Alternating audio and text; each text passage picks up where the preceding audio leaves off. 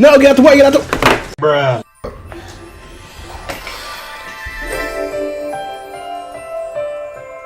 Oh my gosh, man.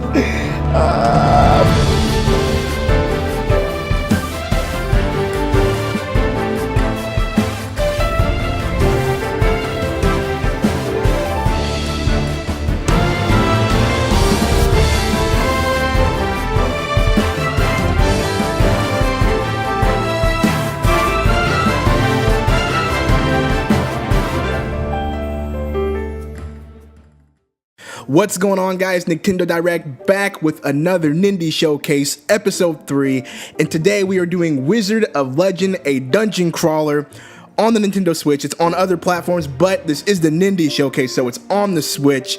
Let's go ahead and get into the review. Now here's the deal, I did not know that this game existed until Nintendo showed the announcement trailer for the Nintendo Switch. And I immediately, as soon as I saw it, I immediately knew I had to pick this game up. When I first saw the game, I thought it was more of an RPG type game. I saw the spells, I saw the movement, I saw the attacks, and I thought, oh man, this is going to be a great RPG. I didn't do much research, but come to find out, this game is a dungeon crawler, and I honestly am not a big fan of dungeon crawlers, but this game, I'm a big fan of this game.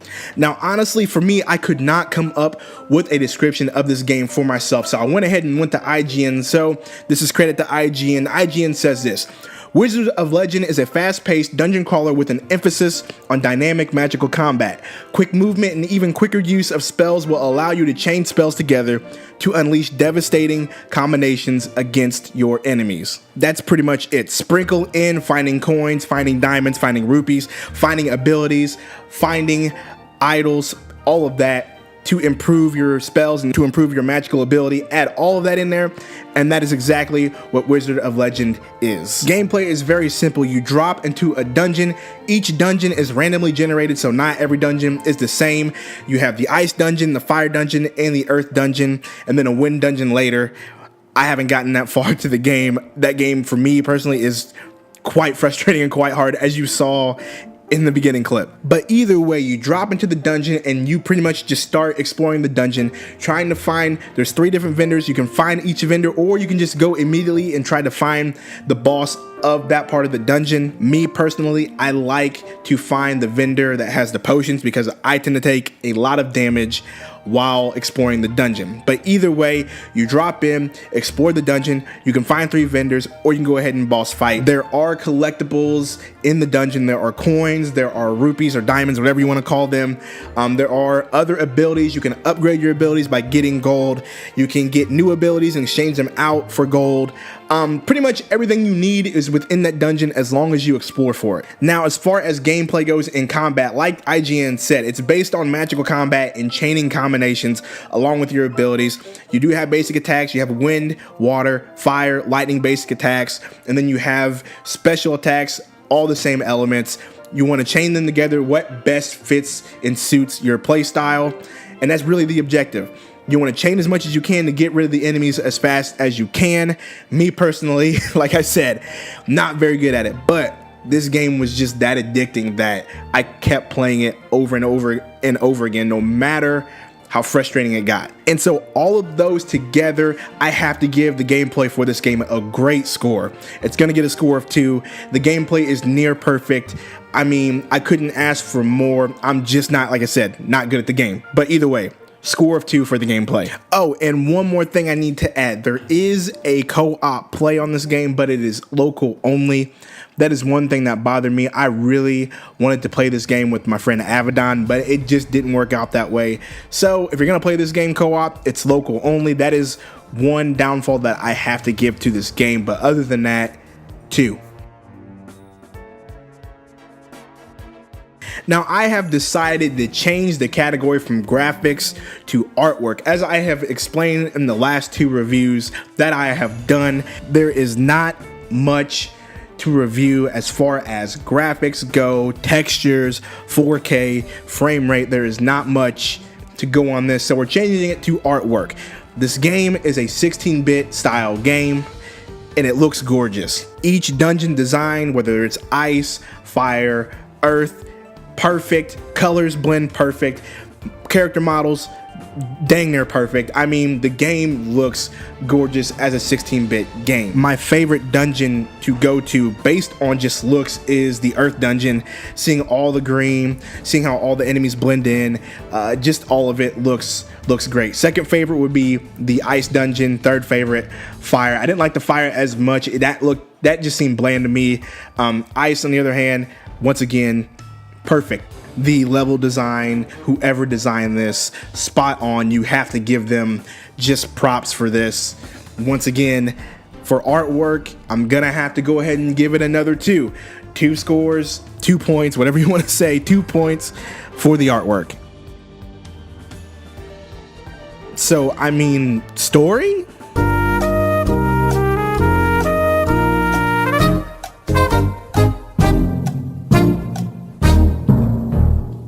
There really isn't much of a story here. I mean, you start off with the tutorial, you start off in a museum, you go through, you learn abilities, you learn how to chain abilities. It's just pretty much a quick tutorial of what to do. And then you get drugged to your home. You get introduced to the 3 characters that help you change your outfits, change your abilities, things like that. And then other than that, you go to the dungeon. That's it. There isn't much here story-wise that I feel like I need to go over, because really the story and the backstory doesn't matter in this game. You just go and you dungeon crawl. That's it. So for story, I mean, 0? Yeah, we'll just go with 0.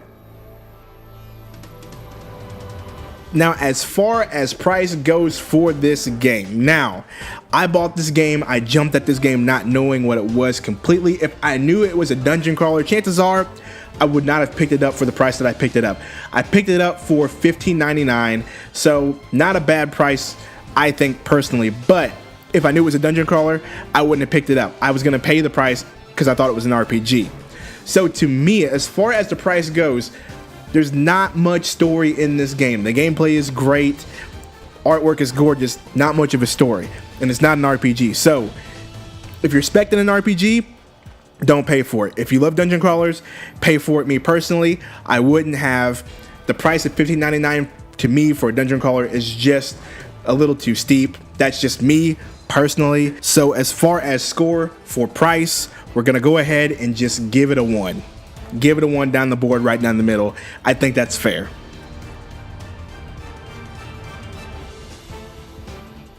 Oh yes, it is time for my favorite part of the review, and that is the music.